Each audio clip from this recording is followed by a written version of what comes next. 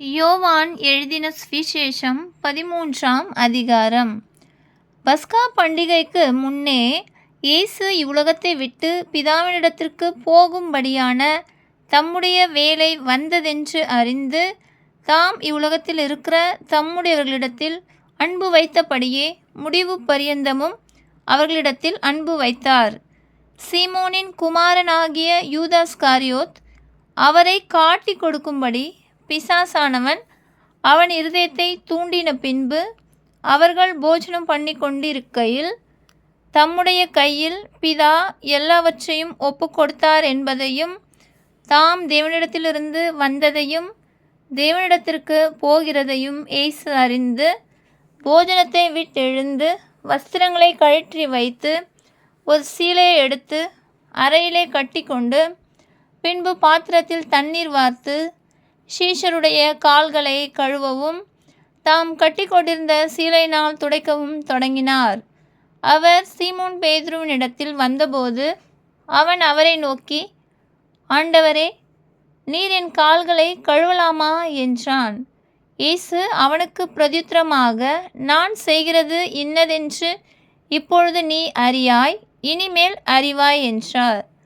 பேதுரு அவரை நோக்கி, நீர் ஒரு காலும் என் கால்களை கழுவப்படாது என்றான். இயேசு அவனுக்கு பிரதியுத்தரமாக, நான் உன்னை கழுவாவிட்டால் என்னிடத்தில் உனக்கு பங்கில்லை என்றார். அதற்கு சீமோன் பேதுரு, ஆண்டவரே, என் கால்களை மாத்திரம் அல்ல, என் கைகளையும் என் தலையையும் கூட கழுவ வேண்டும் என்றான். இயேசு அவனை நோக்கி, முழுகினவன் தன் கால்களை மாத்திரம் கழுவ வேண்டியதாயிருக்கும், மற்றபடி அவன் முழுவதும் சுத்தமாயிருக்கிறான். நீங்களும் சுத்தமாயிருக்கிறீர்கள், ஆகிலும் எல்லாரும் அல்ல என்றார். தம்மை காட்டிக் கொடுக்கிறவனை அவர் அறிந்திருந்தபடியினால் நீங்கள் எல்லாரும் சுத்தமுள்ளவர்கள் அல்ல என்றார். அவர்களுடைய கால்களை அவர் கழுவின பின்பு தம்முடைய வஸ்திரங்களை தரித்து கொண்டு திரும்ப உட்கார்ந்து அவர்களை நோக்கி, நான் உங்களுக்கு செய்ததை அறிந்திருக்கிறீர்களா? நீங்கள் என்னை போதகர் என்றும் ஆண்டவர் என்றும் சொல்லுகிறீர்கள். நீங்கள் சொல்லுகிறது சரியே, நான் அவர்தான். ஆண்டவரும் போதகருமாகிய நானே உங்கள் கால்களை கழுவினது உண்டானால் நீங்களும் ஒருவருடைய கால்களை ஒருவர் கழுவ கடவீர்கள். நான் உங்களுக்கு செய்தது போல நீங்களும் செய்யும்படி உங்களுக்கு மாதிரியை காண்பித்தேன். மெய்யாகவே மெய்யாகவே நான் உங்களுக்கு சொல்கிறேன், ஊழியக்காரன் தன் எஜமானிலும் பெரியவன் அல்ல, அனுப்பப்பட்டவன் தன்னை அனுப்பினவரிலும் பெரியவன் அல்ல. நீங்கள் இவைகளை அறிந்திருக்கிறபடியினால் இவைகளை செய்வீர்களானால் பாக்கியவான்களாய் இருப்பீர்கள். உங்கள் எல்லாரையும் குறித்து நான் பேசவில்லை, நான் தெரிந்து கொண்டவர்களை அறிவேன். ஆகிலும் வேத வாக்கியம் நிறைவேறத்தக்கதாக என்னுடனே அப்பம் புசிக்கிறவன் என்மேல் தன் குதிகாலை தூக்கினான். அது நடக்கும்போது நானே அவரென்று நீங்கள் விசுவாசிக்கும் பொருட்டு இப்பொழுது அது நடப்பதற்கு முன்னமே அதை உங்களுக்கு சொல்கிறேன். நான் அனுப்புகிறவனை ஏற்றுக்கொள்கிறவன் என்னை ஏற்றுக்கொள்கிறான், என்னை ஏற்றுக்கொள்கிறவன் என்னை அனுப்பினவரை ஏற்றுக்கொள்கிறான் என்று மெய்யாகவே மெய்யாகவே உங்களுக்கு சொல்கிறேன் என்றார். இயேசு இவைகளை சொன்ன பின்பு ஆவியிலே கலங்கி, உங்களில் ஒருவன் என்னை காட்டிக் கொடுப்பான் என்று மெய்யாகவே மெய்யாகவே உங்களுக்கு சொல்கிறேன் என்று சாட்சியாக சொன்னார். அப்பொழுது யாரை குறித்து பேசுகிறாரோ என்று சீஷர்கள் ஐயப்பட்டு ஒருவரை ஒருவர் நோக்கி பார்த்தார்கள். அந்த சமயத்தில் அவருடைய சீஷரில் இயேசுவுக்கு அன்பானவனாயிருந்த ஒருவன் இயேசுவின் மார்பிலே சாய்ந்து கொண்டிருந்தான். யாரை குறித்து சொல்கிறார் என்று விசாரிக்கும்படி சீமோன் பேதுரு அவனுக்கு செய்கை காட்டினான். அப்பொழுது அவன் இயேசுவின் மார்பிலே சாய்ந்து கொண்டு, ஆண்டவரே, அவன் யார் என்றான்.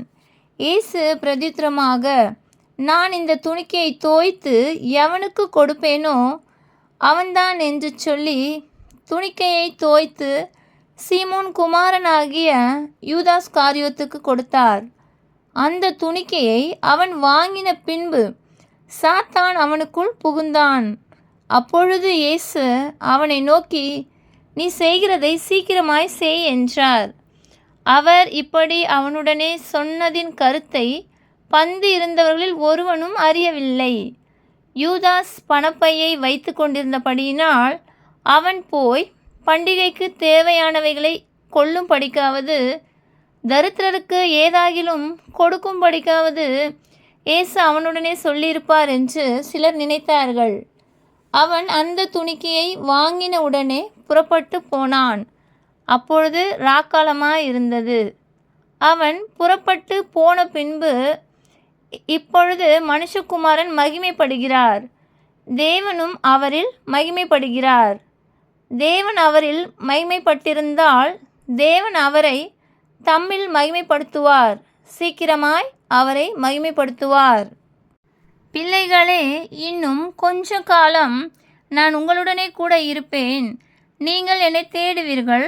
ஆனாலும் நான் போகிற இடத்துக்கு நீங்கள் வரக்கூடாதென்று நான் யூதரோட சொன்னது போல இப்பொழுது உங்களோடும் சொல்கிறேன். நீங்கள் ஒருவரில் ஒருவர் அன்பாயிருங்கள். நான் உங்களில் அன்பாயிருந்தது போல நீங்களும் ஒருவரில் ஒருவர் அன்பாயிருங்கள் என்கிற புதிதான கட்டளையை உங்களுக்கு கொடுக்கிறேன். நீங்கள் ஒருவரில் ஒருவர் அன்புள்ளவர்களாயிருந்தால் அதனால் நீங்கள் என்னுடைய சீஷர்கள் என்று எல்லாரும் அறிந்து கொள்வார்கள் என்றார். சீமோன் பேதுரு அவரை நோக்கி, ஆண்டவரே, எங்கே போகிறீர் என்றான். இயேசு அவனுக்கு பிரதியுத்தரமாக, நான் போகிற இடத்துக்கு இப்பொழுது நீ என் பின்னே வரக்கூடாது, பிற்பாடு என் பின்னே வருவாய் என்றார். பேதுரு அவரை நோக்கி, ஆண்டவரே, நான் இப்பொழுது உமக்கு பின்னே ஏன் வரக்கூடாது? உமக்காக என் ஜீவனையும் கொடுப்பேன் என்றான். இயேசு அவனுக்கு பிரதியுத்தரமாக, எனக்காக உன் ஜீவனை கொடுப்பாயோ? சேவல் கூவுகிறதற்கு முன்னே நீ என்னை 3 தரம் மறுதலிப்பாய் என்று மெய்யாகவே மெய்யாகவே உனக்கு சொல்கிறேன் என்றார். ஆமென்.